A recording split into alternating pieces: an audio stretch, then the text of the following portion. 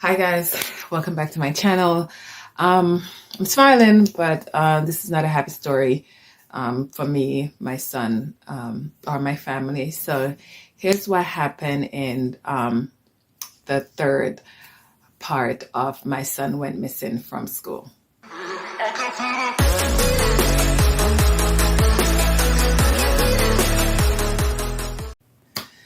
So they're at the school. I'm thinking it's 3:30, 3:35. He's hungry. He wants to get out his clothes. He probably wants to use the bathroom.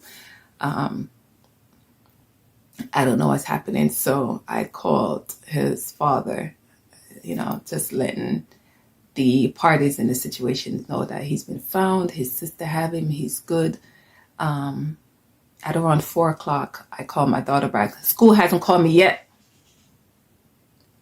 2 hours. I haven't heard from the school yet. Okay? So I called my daughter, 4 o'clock. I said, did the cops get there yet? Because I don't give a fuck that he's found. I mean, I care that he's found, but I still want to make a statement about what happened. Right? She said no. The cops haven't gotten there yet. So I said, go home. I asked her if she was in the principal's office. She said no. Where the fuck is the principal? Right? Could have been missing on your watch. Where are you, Courtney? Queels. Where are you? I don't know. So now that I know that my son is safe, I'm ready to fight. Right? And for those of y'all who know me, y'all know I'll throw hands, right? Like I might be the, hi, how are you, Lorraine, in corporate America. But let me tell you something. When it comes to my kids, I will murder somebody. With no second guesses, no questions, nothing. Okay?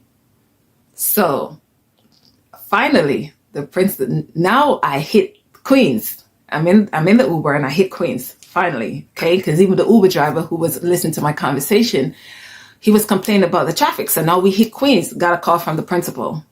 Or the assistant principal, actually. Not the principal, I got a call from the assistant principal. And she said to me, hi, Mom. I don't know if you've heard, but we found Lewis.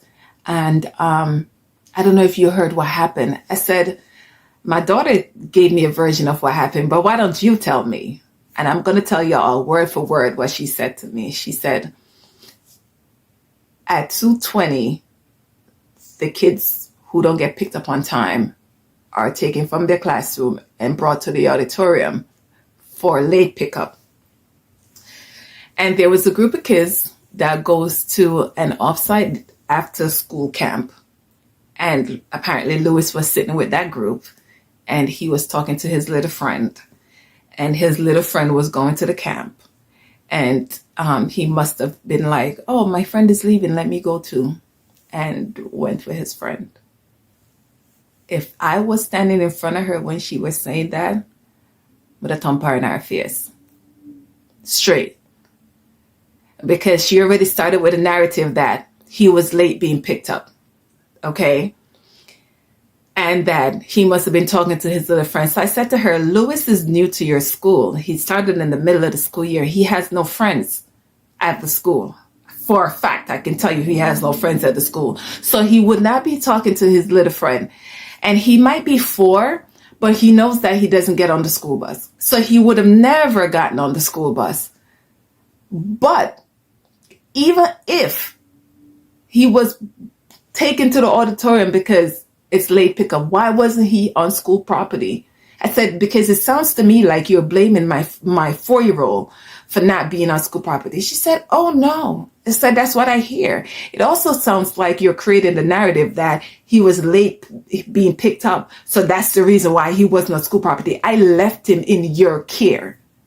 I left my baby in your care. And why are 3 and 4-year-olds leaving the auditorium and getting on the school bus with no oversight? is there no oversight when kids are getting on the school bus?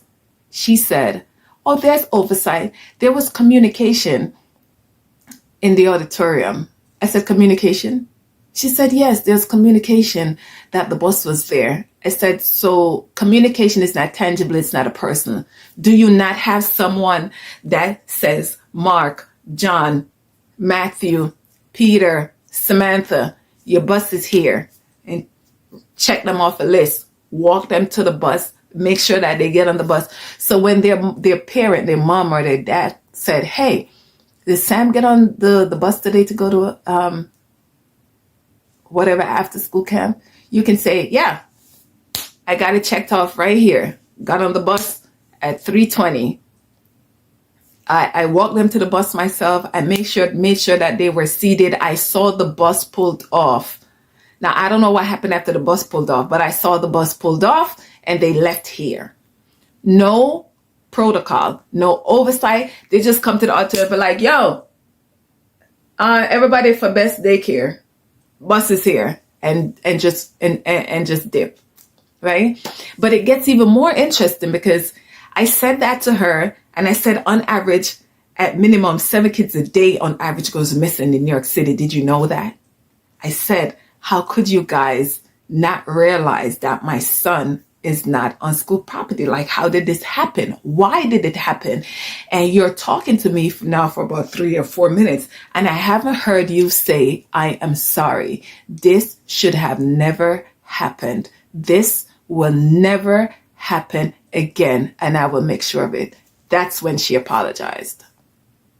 I still wanted to snuff her. So I come home. Finally, I get here at almost 5. My husband's already here. My daughter's here. My cousin's here. My son, I hugged him deeply. I hugged him. I hugged my daughter because she's crying. She was like, I was holding it together until I walked into the school building. My cousin, she's 19, 20. She couldn't contain herself, My husband was furious. He was furious. And I know there are some of you who's watching this are probably going to watch this who know myself and know my husband. And y'all always say, I am the hothead, the talker, because my husband is real quiet, real reserved. We're like opposite ends of the spectrum because I'm, and he's just, they say silent river run deep. So that's him. He was furious. I heard nothing from the school. 24 hours later, I had to write an email to the superintendent of the school and the principal and the assistant principal and the parent coordinator. And I called the parent coordinator a liar because she told me he was in the auditorium and she left said to go get him and she never came back. Okay. And I want y'all to know, making a long story short, is the principal who I spoke to on Tuesday after I filed the complaint to the superintendent of the New York City schools for District 29 tells me that it's not that the parent coordinator lied to me. It's that she was confident that he was there. I said after 45 minutes of looking among 12 kids sitting in the auditorium, she was confident that she was there because she swore she knew who Lewis was, right? Said, that doesn't sound like confidence to me. That's a lie. Like in my field that I work, that confidence will get me fired. That confidence will blow a statute of limitations. That confidence will put my law firm in the position where they're being sued for malpractice. Okay? That's not a thing. You know what confidence is? Confidence is saying that, yeah, I can cook this. Worry about it. I can make an eggs Benedict. Watch me. Right? That's confidence, right? A lie is a lie. A lie is not confidence, all right? I've never heard anyone call a lie confidence in my life. And then she says to me, I said, well, what's your protocol? Like, what is the protocol at your school when a child goes missing? She's like, oh, we have things in place. I say, yeah, like what? Tell me, because the person in the office couldn't find you. She told me you were not available. Then she told me you were walking the halls, and now I'm on the phone with you, and you tell me you were in a principal meeting. So what is it? Is your staff so scared of you that they can't come and pull you from your meeting? Like you don't have a walkie-talkie, you don't have a beeper, you don't have a pager. People can't page you. Furious. And when she called me, I just want to note that she sent me an email to my email saying that she tried calling me Tuesday morning at 10, 11, and some other time. Yo, nobody not call me.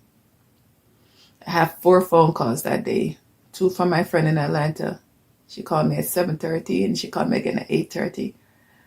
And I went to my flower shop in the morning and came back. And on my way here, when I got here, I was pulling up in my backyard. I was pulling back into the back gate. It was 1 o'clock. My phone rang. It was a private number. I don't answer private calls. So I didn't answer. But then the person hung up and called right back. So now I pick up to ask them what they want. And it was Louis' teacher, right? His teacher, not the principal, but his teacher. That was calling to check on him, saying that she heard what happened. She's calling to check on Louis, and she's so sorry, this, that, and the third.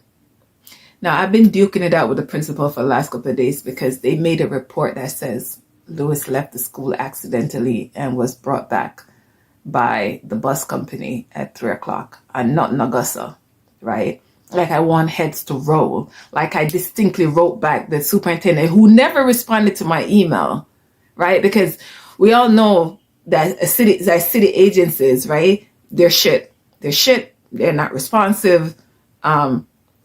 And they want you to have faith in the school system. Like send your child to a public school, and New York City Department of Education enrollment is down, and we're encouraging parents to send your child to school. We take care of them. But the Mayor Adams, that piece of shit, he's always been a piece of shit. So if you're a fan, don't write shit in my comments. Talk about the mayor and black mayor. I don't care if he's black, white, purple. I don't care if he's a grasshopper. I care about what he does. Okay. The time that he has spent being so concerned about what our kids eat, which is nonsense. Okay. Be forcing people to eat what you eat. Okay. Fix the system that's broken. Fix the system that I don't even know what the hell's going on in the schools. Because my daughter went to the school, but she went to the school 14, 15. It's not even been 15 years because she left in 5th grade, right? So she left the school maybe 5, 6 years ago to go to a tag school. And the principal at the school at the time was awful. She was awful. She was awful in the sense that she looked down on everyone and everything. And you could just tell that she felt like she was up here and everybody else was down here. So at that time I was on the PTA and I was on the SLT, and I was always an active member in the school. But as your career grows and participating in school stuff takes time. Fundraising and all that I used to do. So I just slowly kind of just back out when the re-elections was up and my daughter left the school. I just didn't do it again. I was more active in the school that she was going to. But here, years later, I have my son, and now I really can't really participate. But I definitely let people know that, hey, I'm available. I'm here. I definitely make sure that they know that both parents are very active in our kids' lives and being very visible to the school, because I think that helps. I unenrolled my son from school yesterday because I went to drop off the jacket he came home in on Monday, which was not his. And so I took it back to the school. And I met with the principal, who was very nonchalant. She actually had a tutu on. She had a tutu on with a shirt, and she was talking to, the school goes up to 5th grade. So she was talking to, I'm assuming 5th grade. She was like, hey, Queen, and hey, King, and let me see what you wear. She already knew I was standing there because I went in and I introduced myself, and they were shocked to meet me. because I guess they thought I would never come to the school. Okay, of course I'm coming to the school. I want you to see my face and tell me the bullshit that you've been telling me on the phone. Okay. So we are at day 5 of my son being found and brought back home. And I have heard nothing from the superintendent, nothing from the chancellor, nothing really from the school. They told me they put new protocols in place. I asked what those protocols were. And they told me some bullshit about having someone specific who makes sure that the kids that's going after school, instead of the bus operator coming into school and taking the kids, they have someone who's going to bring the kids to the bus operator. Yo, on the say, what may I say? The bullshit, right? When I read the report yesterday, the report was 2 lines. The first line on the first page said, Lewis left the school accidentally on the school bus. The second page said he was brought back at 3 o'clock. So the first one was a lie, said he left by accident. I don't know how you leave accidentally. So that's the first lie of them trying to cover themselves. But it's the narrative, blaming the child, right? And I almost pulled her over the counter in the office. I almost snatched her and pulled her over the counter because they got me fucked up from the floor up. You know what I'm saying? And the second page, I started writing all over the report. So I'm like, yo, give me another copy of the report, yo, because I'm about to file actually get a police report and file a human rights violation issue, because the lawsuit portion of this is from someone who's worked in the legal field for the last 10 years, is even though they were negligent, there's no money for that because he wasn't hurt. I feel like the school should be paying for him to be homeschooled. Like, what the fuck? I can't send him to public school because y'all hasn't instilled any trust in me to make me feel comfortable enough to say, send my kid back to public school. No. Okay? I don't care that he was gone for 5 minutes or 5 hours. He was gone. He was not on school property. God knows what could have happened to him. You know what I'm saying? And I hate when people say, oh, be grateful that he was returned and he was unharmed. He was harmed. He's traumatized. He's 4. He's a baby. But even if he was 14, he's still fucking traumatized. Okay? And kids' feelings matter. It matters. It matters. And as a parent, it matters to me because it matters to him. But also because just because he can't express himself the way I can express myself doesn't mean that he doesn't get to feel.